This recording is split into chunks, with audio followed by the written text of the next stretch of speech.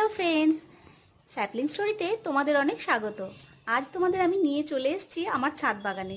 বেশ কিছু ফুল ফুটেছে। কিছুদিন বৃষ্টি হওয়ার পর আজ সকালে একটু রোদ উঠেছে, ঝলমল করছে, খুব ভালো লাগছে।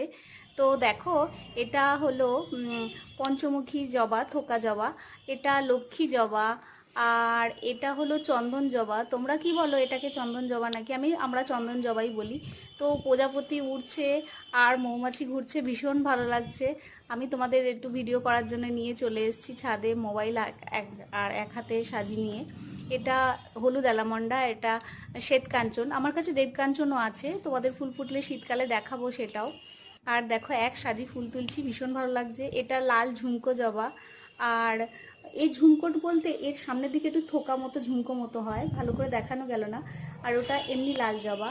এটা নাক চাঁপা। গাছটা অনেক বড় হয়ে গেছে। দেখো, এক সাজি ফুল তুলেছি, তোমাদের কেমন লাগে।